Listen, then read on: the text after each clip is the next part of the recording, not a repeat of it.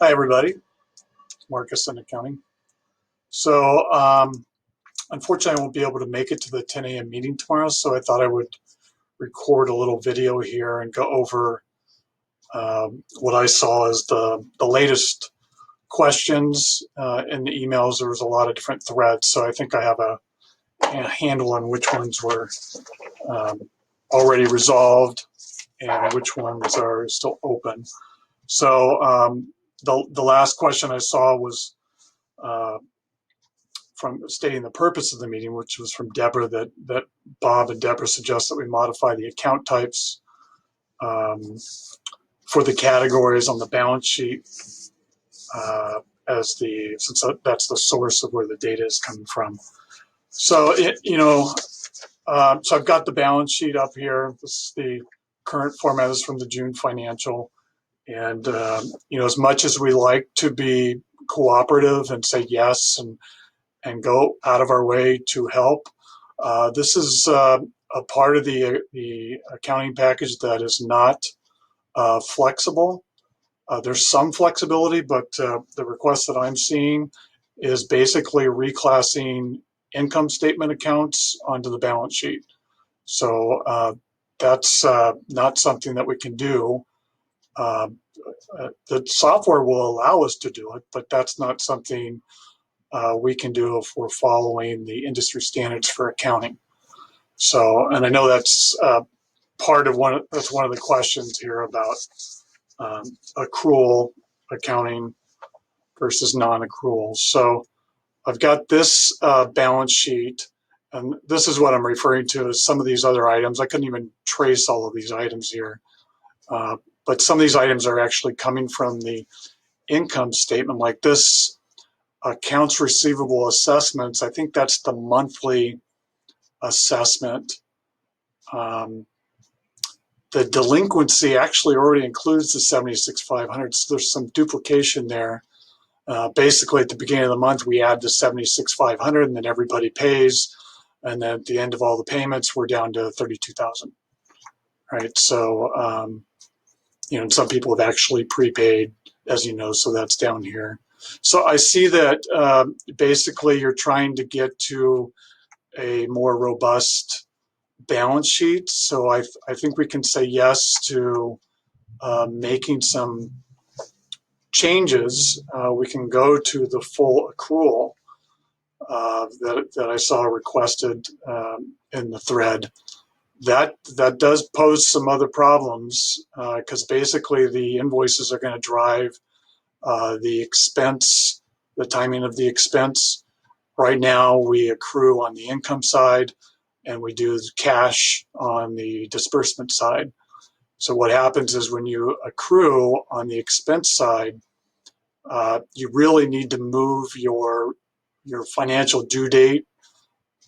Say we have a 7/31 cutoff, you really need to push back your due date for the financial as far as possible to get a more accurate number, because we'll be getting invoices in the month of August that have July dates. So if we cut off too soon, what you're going to be missing some expenses. And then if we're required to do a lot of manual accruals, we need more time to do those accruals. So basically, you're going to need to push your financial due date out to about the 15th of the month. So just keep that in mind when you're thinking about making the accounting a little more complex. And I have seen over the years that we've made this change from modified accrual to accrual, and then the person that made the request gets off the board, and then the rest of the board is really confused by full accrual. Um, and like I said, it makes the accounting even more challenging because once you have that cutoff, say we go to the 10th or the 15th of the month, then we're basically going to have to shut that period. We're going to close the period. So any invoices that come in after that are going to have to go in the following month. So that creates some additional challenges and maybe some strong room challenges there as well. So so I did look through all these items. There was some I couldn't trace, but I think the conclusion is, based on what I saw from Deborah and Bob, and the conversation with Caliber, is we're looking to add income statement items to the balance sheet. That's just not something we can do. So keep in mind the year-end financial that's done by the auditor, CPA, does do a full accrual, whereas when we do our monthlies, they're interim financials, so we're doing partial accrual or modified accrual. So we can adjust the financials at the end of the year, and this is one of the questions that I saw on here about retroactive dating, because we made some adjustments to the balance sheet retroactive to the 2018, end of 2018. So we were carrying some numbers on the balance sheet that hadn't been updated in a while. So we went back to the last audit that we had and made those adjustments. So those get made retroactively, just to match the time of the actual balance with a number that we know is good as of that particular date. So I know there's other questions on here about like the vehicles. We did adjust retroactively, but you know, if we don't have those vehicles anymore, we can make adjustments to remove those from the balance sheet. So that's something we need from the board or from Deborah. We can, the other thing was the delinquency, right? So we've got this allowance for bad debts here.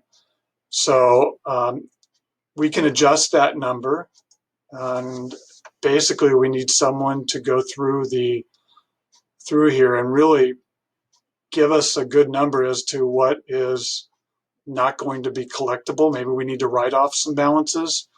You know, are we going to collect this 13,000? Are we going to collect? I mean, these are all marked as current owners, so I'm guessing these are still collectible at some point. These account numbers with the asterisk, those are old owners, so we could do something with those. We could write those off. Same down, there's some prepaid balances down here as well. So we'd need some direction from the manager and the board, or the board through the manager, to make those adjustments. And do I have anything else on here? So vehicles, backdating.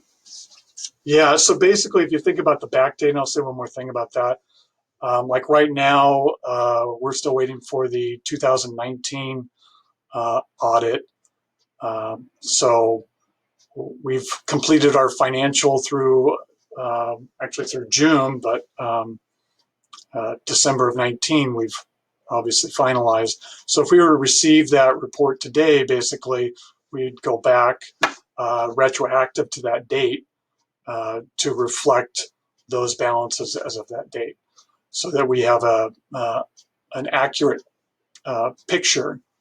Even though it's 9 months later, we still got some information that we needed to update the financials for accuracy. So you know, that can be a little confusing. The financials as they're prepared in the interim are where we were at that particular time. Even with a full accrual, like I said, closing out and locking the month, once a final review and the audit is done and some corrections are made, we still might need to open up a period to make the adjustment to make the financials as accurate as possible. So I think that's the end of what I saw that needed to be addressed. But if there's anything else, let us know. I wish I could be more accommodating. And I do have something that Deborah gave me long ago that it can be done. So we like to have a we can do it attitude. But in this situation, it just doesn't work to have two type of um, codes for an income statement and a balance sheet account. It's got to be classified one way or the other. All right. Thank you. Bye.